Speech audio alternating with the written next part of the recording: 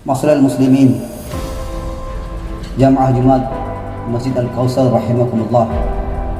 Pertama-tama mari kita sama-sama panjatkan puji dan syukur kehadirat Allah Subhanahu wa taala yang tidak henti-hentinya melimpahkan nikmat dan karunia-Nya kepada kita semua, terutama nikmat taufik dan hidayah-Nya, sehingga pada kesempatan kali ini kita berada di tempat mulia ini untuk menunaikan salat Jumat berjamaah insyaallah.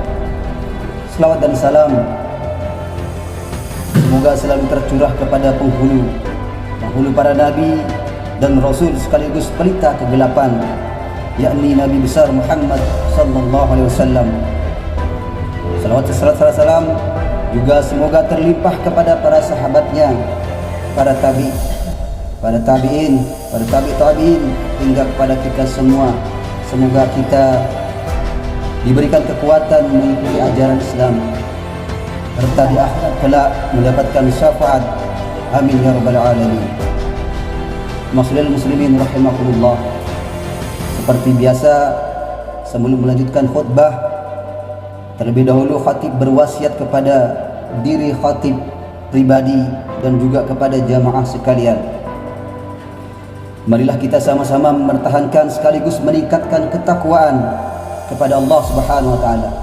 Sebab takwa merupakan bekal terbaik kita menghadapi kehidupan akhirat. Di samping sebagai perisai diri kita dalam rangka menjalankan perintah Allah dan menjauhi segala apa yang dilarangnya. Selanjutnya perlu kita ketahui bersama bahwa kebahagiaan di dunia dan akhirat sangat tergantung kepada kesehatan dan kejernihan hati kita.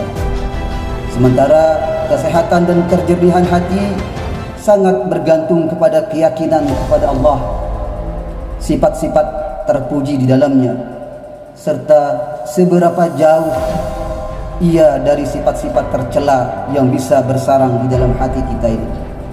Mari kita simak bersama firman Allah Subhanahu wa taala dalam Al-Qur'an yang merupakan petikan dari doa Nabi Ibrahim. Wala tukhzini yauma yub'atsun yauma la yanfa'u malun wala banun illa man atallaha biqalbin salim. Janganlah engkau hinakan aku pada hari mereka dibangkitkan, yaitu pada hari ketika tidak berguna lagi harta dan anak, kecuali orang-orang yang menghadap Allah dengan hati yang bersih. Quran surat Asy-Syura ayat 87 sampai 89. Jamaah kaum muslimin rahimakumullah, melalui ayat ini jelas sekali bahwa orang yang selamat di akhirat adalah orang-orang yang membawa hati yang bersih dari kesyirikan kepada Allah, bersih dari sifat-sifat tercela, serta bersih dari berbagai penyakit hati. Selain itu, hati yang bersih juga merupakan sarana untuk meraih ketenangan dan kelapangan hati. Maka kunci-kunci meraih ketenangan hati inilah yang akan menjadi pembahasan kita pada siang yang penuh keberkahan ini insyaallah. Ini penting bagi kita jamaah. Banyak saudara kita yang hidup serba berkecukupan, hidup mewah, semua ada, semua fasilitas ada, namun tidak sedikit mereka yang namun hatinya tidak tenang, hatinya sempit dan tidak lapang. Menurut para ulama, berdasarkan dalil-dalil setidaknya ada 5 kunci meraih ketenangan dan kelapangan hati. Masyaallah muslimin rahimakumullah. Yang pertama, kunci ketenangan dan kelapangan hati adalah taat kepada Allah dan kepada Rasul-Nya. Sebagaimana kita ketahui, taat kepada Allah merupakan salah satu sifat orang yang beriman dan bertakwa. Sementara orang yang beriman dan bertakwa sangat dicintai Allah Subhanahu wa taala. Apapun hajat dan keinginan akan dipenuhi. Apapun masalah yang dihadapi akan diberikan jalan keluar. Bahkan ia akan dilimpahkan rezeki dari jalan yang tidak disangka-sangka, termasuk hatinya akan selalu dilapangkan di setiap keadaan. Bukan itu, Karena itu merupakan penenang dan pelapang hati. Maka kita simak kembali firman Allah mengenai jaminannya bagi orang-orang yang bertakwa. Wa may yattaqillah yaj'al lahu makhraja wa yarzuqhu min haitsu la yahtasib. Barang siapa yang bertakwa kepada Allah, niscaya dia akan membukakan jalan keluar baginya dan menganugerahkan kepadanya rezeki dari arah yang tidak diduga-duga. Quran surat At-Talaq ayat 2-3. Itulah janji Allah bagi siapapun hambanya yang bertakwa kepadanya. Masyarul muslimin rahimakumullah. Kedua, kunci penenang dan pelapang hati adalah berzikir dan selalu mengingat Allah, Zat yang Maha menciptakan.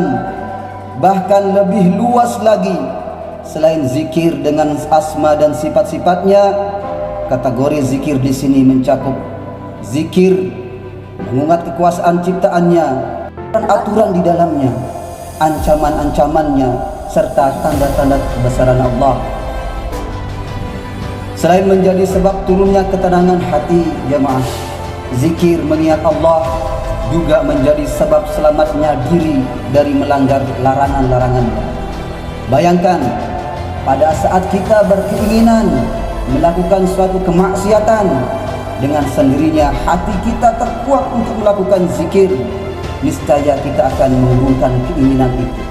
Pasalnya, kita akan merasa takut terhadap siksa dan ancaman dari Allah Subhanahu wa taala. Artinya, alangkah baiknya dan memang semestinya hati kita selalu mengingat Allah kapanpun dan dimanapun, baik zikir dengan lisan ataupun dengan hati maupun dengan keduanya, baik secara jahar atau suara keras maupun sir atau suara pelan. Adapun jaminan bagi Allah yang selalu berzikir kepada Allah sudah dijelaskan dalam Al-Quran. Ala bizikrillah tatma'innul qulub. Ingatlah, hanya dengan mengingat Allah, hati akan selalu tenteram. Masyarul muslimin rahimakumullah. Kunci ketiga untuk meraih ketenangan dan kelapangan hati adalah bertaubat, berserah diri kepada Allah. Setiap manusia pasti pernah berbuat dosa dan kesalahan. Obatnya adalah bertaubat kepada Allah. Orang yang berdosa kemudian bertaubat ibarat orang yang kotor kemudian mandi. Hal itu harus segera dilakukan. Jangan menunggu dosa itu sampai berkarat, sampai mengakibatkan hati ini mengeras, tidak bisa dibasuh lagi dengan air apapun. Selain bertobat, jika kita ingin tenang dan lapang, hati harus berserah diri kepada Allah.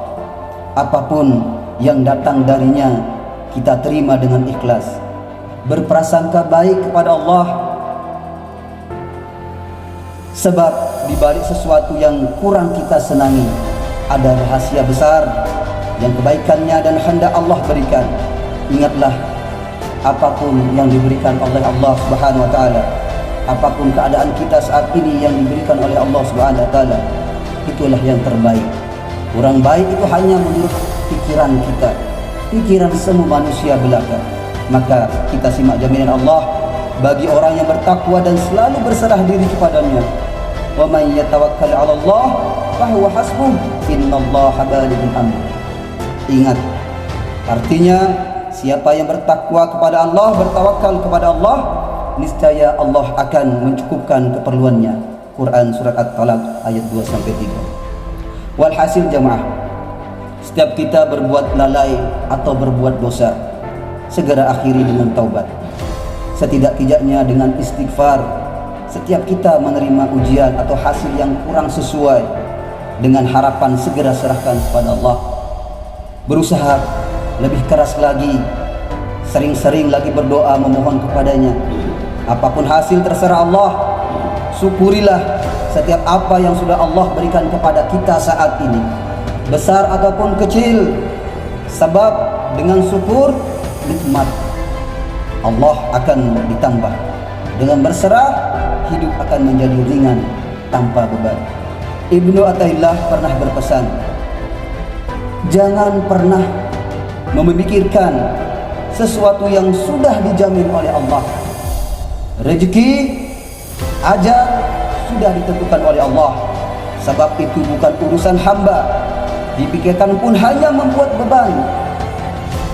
Hamba hanya berusaha dan berdoa. Hasilnya kita serahkan kepada Allah. Jika kita sudah berkeyakinan demikian, niscaya hati akan tenang dan lapang. Masyaallah muslimin rahimakumullah. Kunci keempat penenang hati adalah memperdalam ilmu Allah. Tak bisa disangka sempitnya hati kita akibat kurang ilmu Allah dalam hati kita. Maka salah satu penting meraih ketenangan hati adalah mendalami ilmu Allah. Sebab dengannya hati akan tenang dan terang dari gelapnya kebodohan. Karena itu selagi ada waktu, tuntutlah ilmu Allah. Perdalamlah ilmu Allah, niscaya hati akan lapang dengan terang. Ilmu itu cahaya yang selalu menerangi pemiliknya, sekaligus menuntunnya ke jalan keselamatan. Masyaallah muslimin rahimakumullah, yang terakhir, kunci dari ketenangan dan kelapangan hati adalah selalu menolong sesama.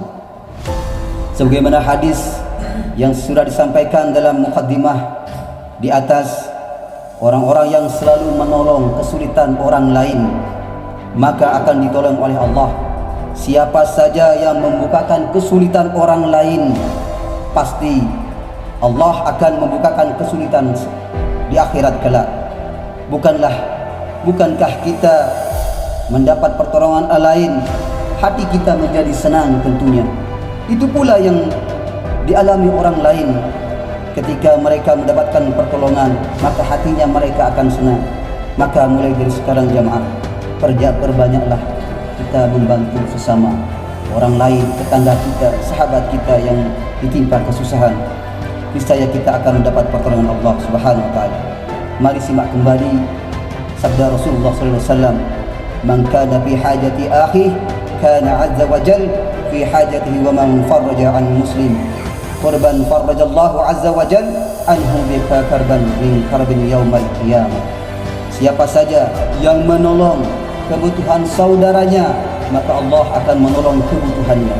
Siapa saja yang membuka kesulitan sesama muslim, maka Allah akan membukakan suatu kesulitannya di akhirat kelak. Sebab itu, mari menebar kebaikan jamaah, sebesar apapun, sekecil apapun. Sebab itulah kebaikan yang akan kembali kepada kita. Tolong menolonglah, niscaya kita akan mendapat pertolongan. Bukankah kesulitan orang lain niscaya kesulitan Allah? Bukanlah. Semua termasuk orang-orang yang senantiasa, semoga kita termasuk orang senantiasa yang digolongkan 5 golongan orang-orang di atas.